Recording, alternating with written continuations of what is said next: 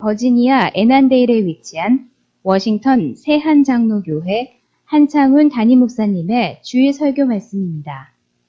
하나님을 더욱 잘 알아가는 은혜의 시간이 되시길 바랍니다. 함께 읽을 성경 말씀은 갈라디아서 5장 22절로 26절에 있는 말씀입니다.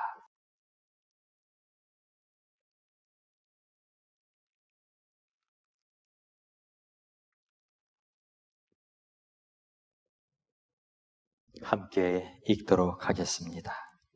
오직 성령의 열매는 사랑과 희락과 화평과 오래 참음과 자비와 양선과 충성과 온유와 절제니 이 같은 것을 금지할 법이 없느니라. 그리스도 예수의 사람들은 육체와 함께 그 정욕과 탐심을 십자가에 못 박았느니라. 만일 우리가 성령으로 살면 또한 성령으로 행할지니 헛된 영광을 구하여 서로 노엽게 하거나 서로 투기하지 말지니라. 아멘.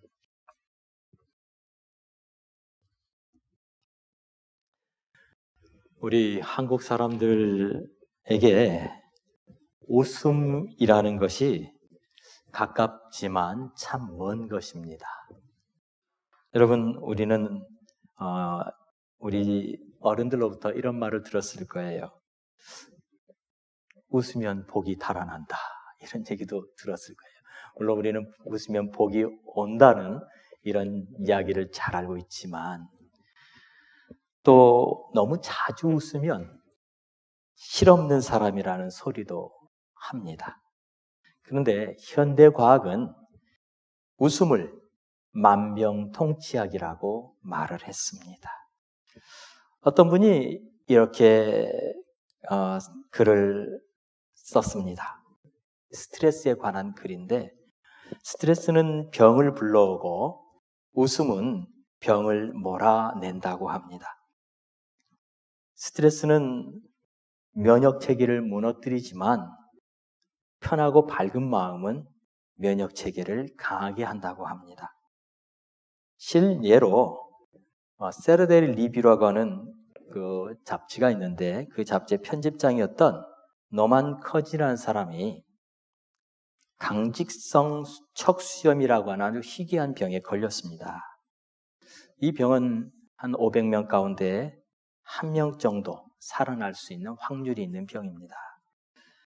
의사는 그에게 생을 마감할 준비를 하라고 말을 했습니다. 그런데 그는 나이가 이제 50세 때밖에 되지 않았습니다. 그리고 사랑하는 아내와 4명의 자녀를 두고 있었습니다. 도저히 의사의 말이 믿겨지지가 않았습니다.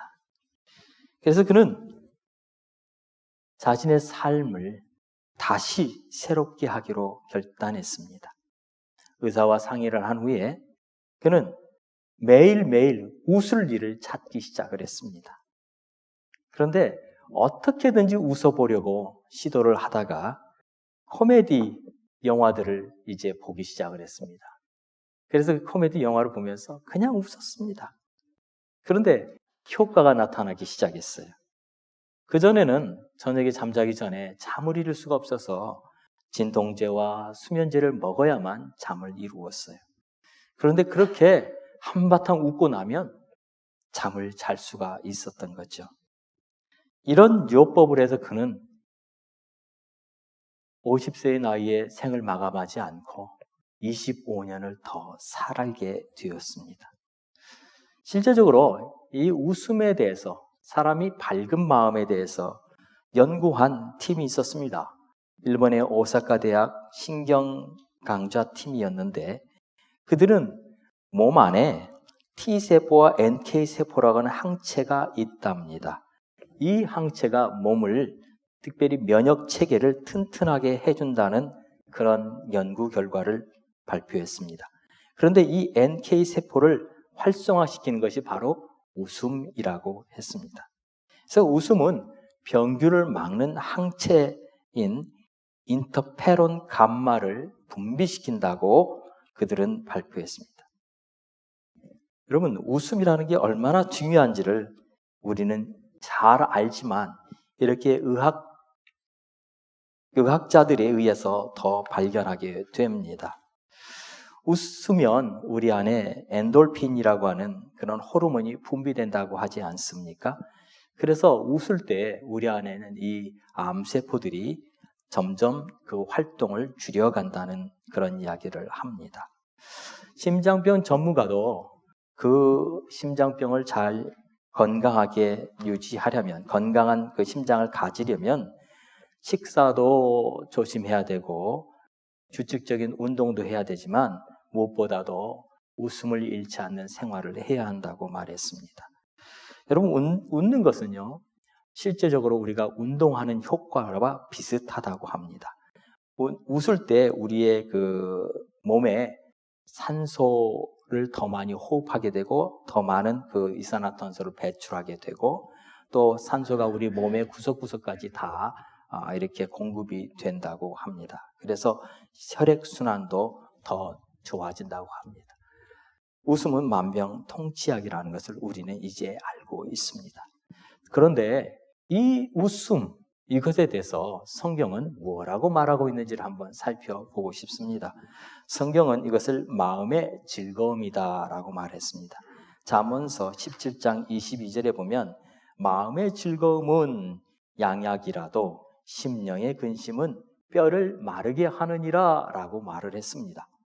잠언 15장 13절에도 마음의 즐거움은 얼굴을 빛나게 하여도 마음의 근심은 심령을 상하게 한다라고 성경은 말했습니다.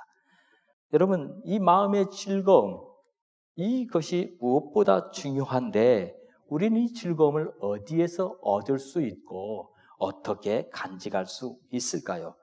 왜냐하면 우리가 사는 이 세상에는 우리의 마음을 무겁게 짓누르는 일들이 한두 가지가 아니지 않습니까? 그래서 성경은 이 즐거움을 이렇게 표현했습니다. 성령의 열매인 희락이라고 말을 했습니다. 이 희락이라는 말은 영어로는 joy라고도 말을 하지요. 이것을 왜 바울은 성령의 열매라고 말을 했을까요? 그것은 이 즐거움은 우리 인간의 노력으로 얻을 수 있는 것이 아니라고 하기 때문입니다. 여기서 우리가 말하는 이 즐거움, 이 희락이라는 것은 우리가 세상에서 말하는 쾌락과는 다른 것입니다. 쾌락은 외적인 자극을 통해서 들어옵니다. 즐거운 것을 보고, 맛있는 것을 먹고, 좋은 것을 생각하고, 그럴 때 우리는 쾌락을 느낄 수 있어요. 물론 어느 정도의 불분명한 구분은 있습니다. 그러나 성령의 열매라고 말하는 기쁨은 우리의 내면에서 옵니다. 성령으로부터 우리의 내면에 주어지기 때문입니다. 어떤 외부의 조건과 아무런 상관이 없다는 거예요. 잠언서 14장 13절에 보면 웃을 때에도 마음에 슬픔이 있고 즐거움의 끝에도 근심이 있다라고 말을 합니다. 이 말이 무슨 말일까요? 왜 웃을 때에 그 순간에도 마음에 슬픔이 있고 즐거운데도 마음에는 근심이 있을 수 있느냐는 거죠. 여러분, 한국에 유명한 그 강사가 있어요. 김미경 씨라는 분입니다. 여러분도 아마 이분의 이야기를 한두 번은 들어봤을 거예요. 저도 그분의 이야기를 들어보면서 참 잘한다라는 생각이 들 정도로 잘하세요. 아마 미국에 오프라 윈프리가 있다면은, 그러니까 오프라 윈프리가 있다면 한국은 아마 김미경 씨라고 말을 해야 되지 않을까 싶은 정도예요. 그런데 그분이 한 번은 이런 강의를 하는 걸 제가 들었어요. 그분이 한국에 재벌가는 다 가봤답니다. 그럴 수 있겠죠. 워낙 뛰어난 분이니까. 그런데 그분이 그렇게 뛰어난 사람들을, 한국에서 만날 수 없는 사람들을 다 만나고 나서 깨달은 것이 있었답니다. 무엇을 깨달았냐면 염려가 없는 집이 하나도 없더라는 거였어요. 그분의 표현이 참 재밌어요. 이것이 잘 되면 저것이 힘들고 저것이 잘 되면 이것이 힘들더라는 거죠. 어떤 집도 항상 기쁜 집만은 없었다는 거였어요. 여러분 맞지요? 우리가 돈이 많다고 해서 권력이 있다고 해서 행복합니까? 그러지 않습니다. 어떤 사람은 죽을 때까지 다 쓸 수 없는 돈이 있어요. 그런데 안 행복해요. 최근에 빌 게이츠가 이혼 소송을 했고, 이혼 소송을 당했고, 결국에 지금 이혼 과정을 밟고 있지요. 세상에서 그 사람처럼 돈이 많은 사람 단 몇 명밖에 없어요. 아마존 운영자인 베조스나. 그런데 최근까지는 빌 게이츠가 최고 가부였어요. 근데 그 사람 안에 지금 얼마나 큰 근심이 있어요. 돈으로 행복을 살 수 없기 때문이에요. 돈으로 기쁨을 찾을 수 없기 때문에 그렇습니다.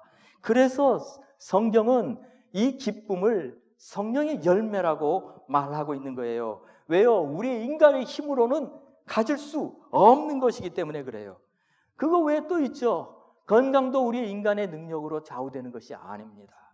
또 우리의 사람들과의 관계도 어떤 우리가 돈이 많다고 해서 좌우되는 것은 아니라는 것을 우리는 잘 알고 있습니다. 진정한 기쁨은 우리가 처한 어떤 상황과는 아무런 관계가 없다는 것이 성경이 말하고 있는 거예요. 그러면 기쁨에 대해서 우리는 성경에서 또 다른 부분을 찾아볼 필요가 있습니다. 두 사람의 말을 한번 생각해 보고 싶어요. 하나는 예수님이 뭐라고 말씀하시는지, 또 하나는 사도 바울이 뭐라고 말하는지를 생각해 보고 싶습니다. 예수님은 기쁨에 대해서 이렇게 얘기했어요. 요한복음 15장 11절에 보면 내가 이것을 너에게 이름은 내 기쁨이 너희 안에 있어 너희 기쁨을 충만하게 하려 함이라 그랬습니다. 또 16장 20절에도 내가 진실로 진실로 너에게 이르노니 너희는 곡하고 애통하겠으나 세상은 기뻐하리라. 너희는 근심하겠으나 너희 근심이 도리어 기쁨이 되리라. 요한복음 16장 24절에도 지금까지는 너희가 내 이름으로 아무것도 구하지 아니하였으나 구하라. 그리하면 받으리니 너희 기쁨이 충만하리라. 요한복음 17장 13절에도 지금 내가 아버지께로 가오니 내가 세상에서 이 말을 하옵는 것은 그들로 내 기쁨을 그들 안에 충만히 가지게 하려 함이니라 라고 말하고 있어요. 예수님 말씀을 두 가지로 요약할 수 있어요. 첫째는 예수님은 기쁨을 주시겠다는 거예요. 내 기쁨이 너희 안에 있어. 내 기쁨을 그들 안에, 내 기쁨을 주겠다는 거예요. 예수님은 기쁨의 근원이세요. 두 번째는 그 기쁨을 우리로 충만하게 갖게 되기를 원하신다는 거예요. 여러분, 우리도 기쁨을 갖기 원합니다. 근데 우리보다 더 원하시는 분이 누구예요? 예수님이시라는 사실이에요. 오늘 여러분, 이것이 우리에게 주신 첫 번째 메시지예요. 예수님은 여러분이 기쁨으로 충만하게 되기를 원하셨습니다. 여러분, 주님의 기쁨을 갖기 원하십니까? 주님의 기쁨이 여러분 안에 충만하되기를 원하십니까? 여러분이 원하는 것도 있지만 주님이 더 원하신다는 이 사실을 기억하고 여러분, 오늘 여러분 안에 주님의 기쁨이 충만하게 되시기를 간절히 바랍니다. 두 번째는 바울이 한 말을 한번 기억해 보십시오. 바울은 로마서 5장 3절로 4절에 이렇게 말합니다. 다만 이뿐 아니라 우리가 환난 중에도 즐거워하나니라고 말을 했어요. 아니, 즐거워하는데 언제요? 환난 중에도. 4절까지 읽어보면 이는 환난은 인내를, 인내는 연단을, 연단은 소망을 이루는 줄 알미로다 라고 말했어요.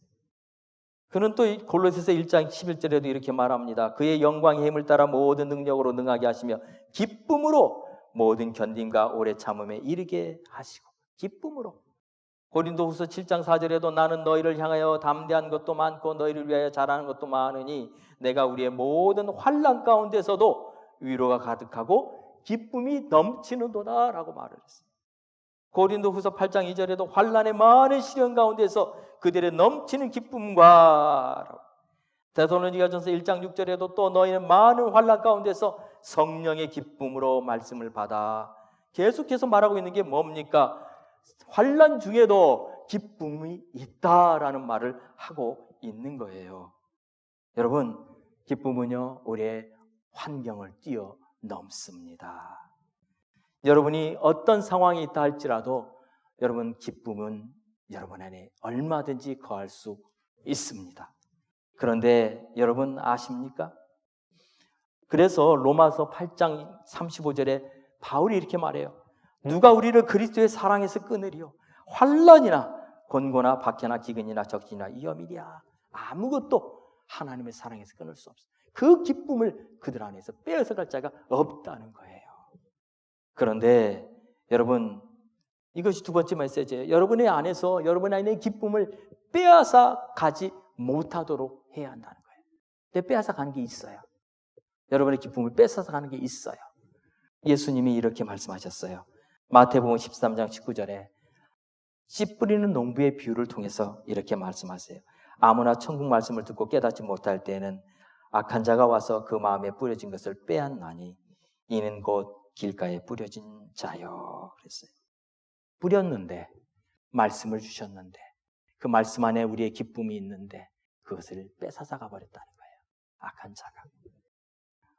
마태복음 13장 20절로 21절에도 돌밭에 뿌려졌다는 것은 말씀을 듣고 즉시 기쁨으로 받되 그 속에 뿌리가 없어 잠시 견디다가 말씀으로 말미암아 환난이나 박해가 일어날 때는 곧 넘어지는 자요. 하나님의 말씀으로 우리 안에 찾아오셨고 우리 안에 기쁨이 있었어요. 그런데 환난이 일어날 때 그 기쁨이 뺏겨지고 만다는 돌짝밭의 비유를 말씀해 주셨어요. 여러분, 그렇다면 우리는 하나님 우리에게 주신 이 기쁨을 어떻게 간직해야 할까요? 어떻게 해야 이 기쁨, 하나님 우리에게 예수님이 그렇게도 원하시는 기쁨, 우리 안에 기쁨으로 충만케 되기를 원하는 그 예수님 마음처럼 우리 안에 그 기쁨을 간직하며 살아갈 수 있을까요? 이 희락이라고 하는 성령 열매를 우리 안에 어떻게 간직하며 살아갈 수 있을까요? 우리는요, 이것을 기억해야 합니다. 어떠한 상황에도 하나님을 신뢰할 때 우리 안에 있는 기쁨이 뺏겨지지 않는다는 사실이에요. 한 분의 간증을 좀 들려줄게요. 여러분, 임현수 목사님에 대해서 들었을 겁니다. 그분은 캐나다 큰빛 교회의 담임 목사님으로 무려 28년 동안 목회 활동을 하셨죠. 그러다가 그분이 북한에 가셨습니다. 그분은 그 목회를 하면서도 북한에 대한 마음을 늘 가지고 있어서 1997년부터 북한에 150번 이상을 방문을 했습니다. 그리고 북한 주민들에게 식품과 농업기구와 교과서 등을 전달하고 또 많은 그 식량들을 제공했습니다. 그가 말하기를 한 5천만 달러 이상을 아마 지원했다고 이야기를 합니다. 그러니까 북한에서는 이분은 그냥 평범한 분이 아니에요. 북한에 5천만 달러를 지원하는 사람이 누가 있어요? 그것도 한 교회 목사님이신데 그분이 이끄는 그 단체를 통해서. 그래서 그분은 늘 북한에 가는 것이 그냥 일상처럼 되었고 북한에서도 그분은 어디든지 갈 수 있는 그런 그 통행증을 가지고 있었던 분이셨어요. 그런데 2015년 1월에 북한에 오라고 하는 연락을 받고 가게 됐습니다. 그런데 갑자기 연락이 다 끊어지고 말았습니다.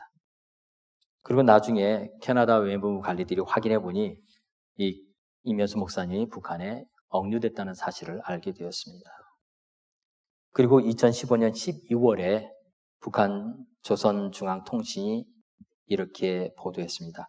특대형 국가 전복 음모 행위를 감행한 캐나다인 임현수 목사에 대한 재판이 있었고 무기 노동 교화형에 처한다라.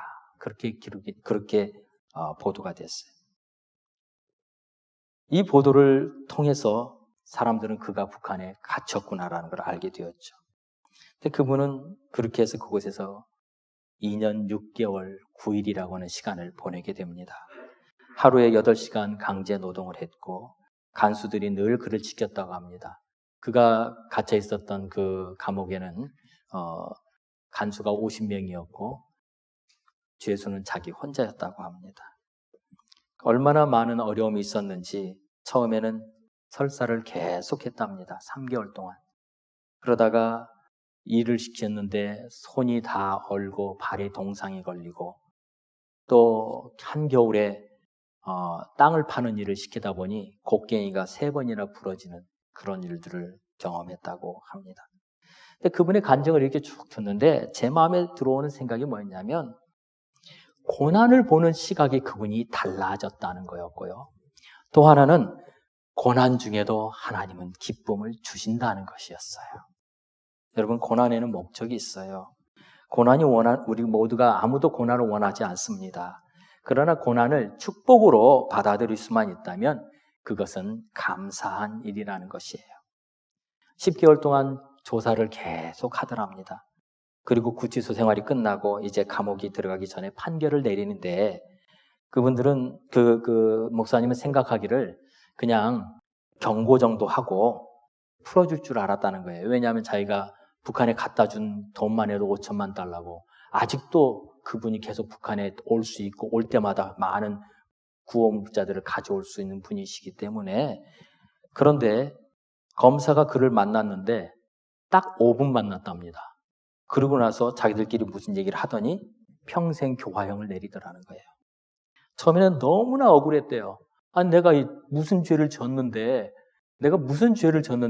평생 교화형이라니.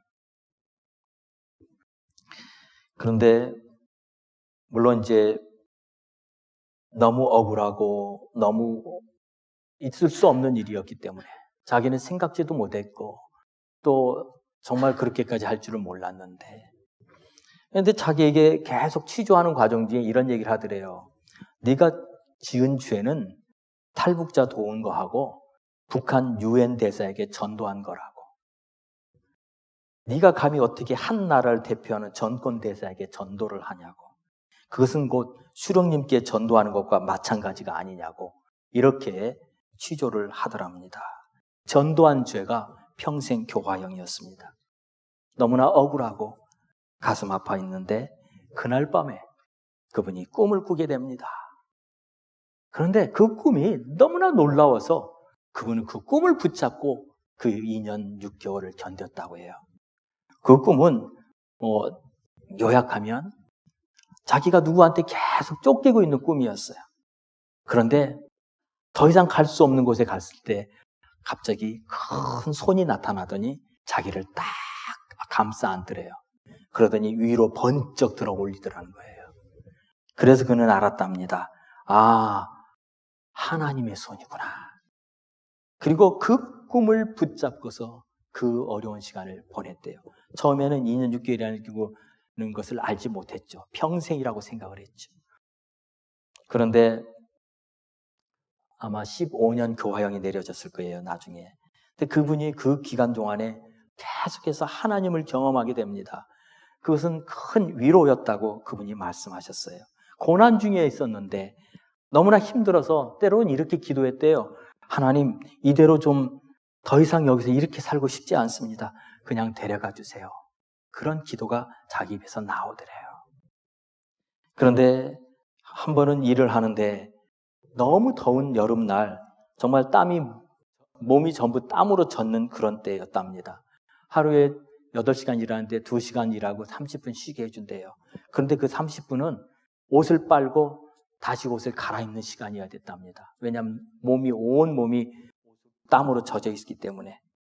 그런데 너무나 더운데 그날은 골짜기에서 일을 하고 있었습니다.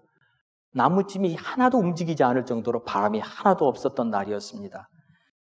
그래 하나님께 기도했대요. 하나님, 제발 부탁입니다. 바람 좀 불게 해주세요. 그런데 그 말이 자기 입에서 나오자마자 갑자기 어디선가 대형 선풍기에서 불어오는 같은 바람이 확 불어오기 시작하더래요. 너무나 깜짝 놀랐다는 거예요. 그런데 좀 있다 보니까 그 바람이 또 다시 멈추더래요. 그래서 하나님, 제발 바람 좀 한 번 더 불게. 그러자마자 바람이 또 확 불어오기 시작하더래요. 그러기를 수도 없이 하셨다는 거예요. 그냥 자기가 하나님 봐 그러면 바람이 불기 시작하는 거예요. 그러면서 그는 깨달았대요. 아, 하나님이 나와 지금 함께하고 계시구나. 그 시간은 그에게는 축복의 시간이었다고 그가 나중에 말을 합니다. 비록 몸은 힘들었지만 하나님과 더 가까이 하며 교제하는 시간이었다고. 그리고 그가 이제 그 캐나다의 대사들이 찾아가서 그가 대통령의 전용기를 타고 돌아왔습니다. 그리고 첫 번째 주일날 예배 때 캐나다의 모든 언론 매체들이 다 그 교회에 왔습니다. 그리고는 그들이 말을 하는데 뭐라고 말하냐면 캐나다의 매스컴들이 지금처럼 며칠을 계속해서 하나님 이야기만 하고 있는 때가 과거에 없었다는 거예요. 캐나다의 교회들을 깨우는 하나님의 손이 되었다는 거예요. 그리고 북한을 향한 하나님의 마음을 보여주시는 계기가 되었다는 거예요. 그래서 그는 그렇게 얘기합니다. 고난에는 하나님의 뜻이 있다는 거예요. 그러나 우리가 그 고난이라고 하는 어려움을 지나갈 때 고난에다 초점을 맞추지 말고 하나님의 뜻에 초점을 맞추면 하나님만 신뢰하면 그 고난을 이길 수 있다라고 말씀하셨습니다. 그가 그곳에 있었던 기간 동안에 그가 계산을 해보니까 130번의 주일이 있었답니다. 그런데 그 주일은 혼자 드리는 예배였대요. 아무도 없었어요. 자기를 대적하는 사람들만 있었어요. 그런데 그 130일이라는 기간은 그 130일의 주일 예배, 혼자 드리는 그 주일 예배가 자기는 너무나도 기쁘고 즐거운 예배였다는 거예요. 여러분 지금 이 시간에도 방송을 통해서 예배 드린 분들 혼자 이 TV 또는 이 스크린 앞에 앉아 있지만 하나님이 여러분과 지금 함께하고 계십니다. 그리고 여러분에게도 지금 이 자리에 함께 예배드린 여러분에게도 주님이 함께하고 계십니다. 이 예배는요 하나님이 받으시는 예배이기 때문에 그렇습니다. 여러분 그러므로 우리는 이면수 목사님의 이야기를 들으면서 어떤 상황 속에서도 우리의 기쁨을 사단이 뺏어가지 못하도록 해야 한다는 것을 다시 한번 깨닫게 됩니다. 그분은 그런 환경 속에서 정말 죽고 싶은 그런 환경 속에서도 기쁨을 잃지 않으셨던 것입니다. 여러분 하나님은 우리가 믿고 신뢰하고 기다리면 모든 상황을 바꾸시는 하나님이십니다. 하나님을 신뢰함으로 하나님 그 기쁨을 잃어버리지 마시기 바랍니다. 두 번째는 어떻게 하면 기쁨을 잃어버리지 않을 수 있을까요? 두 번째는 하나님의 말씀을 묵상하는 거예요. 여러분 하나님의 말씀을 묵상할 때 우리가 우리에게 주시는 하나님의 은혜를 날마다 간직할 수 있게 됩니다. 야고보서 1장 2절에도 야고보는 이렇게 말합니다. 내 형제들아 너희가 여러 가지 시험을 당하거든 온전히 기쁘게 여기라 그랬어요. 여러분 시험은 있습니다. 낙심케 하기도 하고 좌절케 하기도 하고 때로는 포기하고 싶은 유혹도 받게 합니다. 그러나 중요한 것은 그 시험이 있기 때문에 내가 넘어지지 않는다는 사실이에요. 여러분 시험이 있기 때문에 우리는 더 강해진다는 사실이에요. 사람들은요 시험이 있으면 넘어질 거라고 무너질 거라고 생각하죠. 아니요. 시험이 있기 때문에 무너지지 않는 거예요. 왜 많은 사람들이 성공했는데 갑자기 추락하는 경우들을 많이 봅니까? 성공하면 시험이 오지 않거든요. 그런데 여러분 시험이 있을 때 오히려 우리는 하나님 앞에 더 달려가게 되는 것이기 때문입니다. 여러분 시험이 없는 인생을 사모하지 마십시오. 오히려 시험 중에도 하나님을 붙잡고 인내하는 그런 성도들이 되시기를 바랍니다. 여러분 시험 중에 우리가 꼭 기억해야 할 게 뭐냐면 기쁨을 잃어버리지 않아야 돼요. 기쁨. 이런 그 이야기를 들었어요. 여러분 코미디언 중에 전원주 씨를 기억나실 겁니다. 연세가 지금 한 80세가 넘으셨어요. 근데 그분이 처음에 그 연예인이 되시고 난 뒤에 한 20년 동안은 빛을 못 봤답니다. 별로 그렇게 써주는 곳이 없었대요.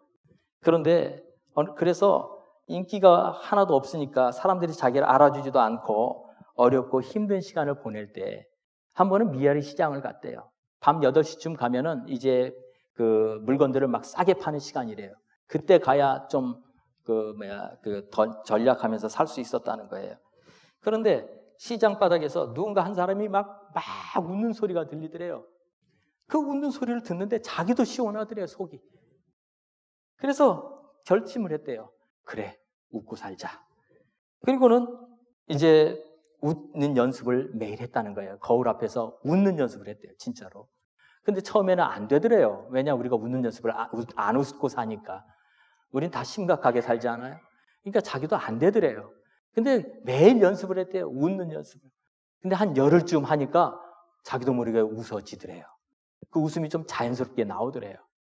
그리고 이제 그날 방송국에 들어갔는데 방송국에 들어가다가 보니까 연출자들이 다 모여가지고 무슨 모임을 갖고 있더래요. 근데 속으로 자기도 안 뽑아주고 자기한테 역할도 안 주고 연출자들 보니까 그냥 화도 나고 그래서 저 사람들 약이나 올려주자. 그리고는 연출자들이 있는 그 방에 문을 살짝 열고 들어갔대요. 그러면 갑자기 막 웃었대요. 와 하고 막 자기 혼자서 하하하 하면서 막 웃었대요. 연출자들이 깜짝 놀랐죠. 그리고는 문을 탁 닫고 뒤돌아보지도 않고 도망 나와버렸다는 거예요. 그런데 며칠 뒤에 자기한테 역할이 주어지더래요. 어떤 역할이냐? 웃는 역할. 연출자들이 배우를 찾다가 전원주 저 사람이면 이 역할이 맞겠어. 그리고서 그를 시킨 그에게 준 역할이 바로 대추나무 사랑 걸렸네라는 드라마에 아주 순박한 시골 아주머니, 웃는 아주머니 역할로 자기를 뽑아줬다는 거예요. 그 드라마가 무려 7년 6개월 동안이나 우리 안방을 차지했다고 그러네요. 그 말을 들으니까 그분 정말 웃는 거 하나로 그 사람은 뜬 사람이에요. 기쁨이라는 것, 그거 하나로 그 사람의 인생이 바뀌어버렸어요. 여러분, 연단이 오고 환난이 올 때 우리가 취해야 될 태도는 기뻐하는 것이에요. 기쁨은 세상에서 말하는 쾌락과는 다른 거예요. 어떤 외부적인 조건 때문에 오는 것이 아니에요. 갈라디아 교인들에게 바울이 편지를 씁니다. 이 갈라디아 교인들에게 뭐라고 써요? 지금 예루살렘에서 온 유대인들이 그를 핍박합니다. 그리고 심지어는 이제는 유대교로 돌아가야 된다고 말합니다. 바울에 대해서는 뭐라고 말합니까? 그가 무슨 사도냐고, 그가 12사도 중에 들었었냐고, 아니라고. 그리고 바울에 대해서 뭐라고 말하냐면 갈라디아서 4장 14절에 이렇게 말해요. 너희를 시험하는 것이 내 육체에 있으되. 이 말이 뭐냐면 이 갈라디아 사람들이 바울을 보고는 은혜를 못 받는 거예요. 바울은 말로도 힘이 있고 글로도 힘이 있어요. 그런데 직접 얼굴 보면 너무나 왜소해서 바울을 보고는 존경이 안 가는 거예요. 전승에 의하면 바울은 키가 작고 매부리코에 대머리였다고 합니다. 거기에다가 눈까지 안 좋아서 글씨를 크게 썼다고 성경에 나와 있지 않습니까? 그래서 어떻게 보면 인간적으로는 매력이 없는 사람이었어요. 더군다나 또 성격은 얼마나 또 대쪽 같은 사람이었어요. 그 사람은 타협을 못하는 사람이었어요. 그래서 화도 버럭버럭 냈던 사람이었어요. 그런 사람. 그런데 그가 이 갈라디아 교인들에게 뭐라고 말해요? 성령의 열매를 맺어라 라고 말해요. 자신을 그렇게 조롱하고 비웃고 있는 이 갈라디아 교인들에게 성령의 열매, 기쁨의 열매를 맺으라 라고 권면하고 있습니다. 여러분, 이 성령의 열매, 기쁨의 열매는 어떤 조건 때문에 오는 것이 아니라고 말씀을 드렸어요. 하나님을 신뢰할 때 하나님께서 우리의 삶을 바꿔 놓으신다는 이 사실을 기억하고 하나님의 말씀 앞에 날마다 나아갈 때 그 말씀이 우리의 삶을 인도한다는 것을 믿고 기쁨을 잃어버리지 않아야 된다는 것입니다. 여러분, 시련이 찾아온다고 불평하지 마십시오. 원망하지 마십시오. 오히려 기뻐하십시오. 왜냐하면 하나님이 당신을 사랑하시기 때문에, 여러분을 사랑하시기 때문에 주시는 것이기 때문입니다. 육신적인 기쁨, 그것 얼마 가지 못합니다. 그것 잠시뿐입니다. 그런데 하나님으로부터 주시는 기쁨 영원합니다. 변하지 않습니다. 사랑하는 성도 여러분, 오늘 여러분에게 이 기쁨의 열매가 맺혀지시기를 간절히 바랍니다. 스바냐 선지자는 이렇게 말했습니다. 스바냐서 3장 17절에 너희 하나님 여호와가 너희 가운데 계시니 그는 구원을 베푸실 전능자이시라.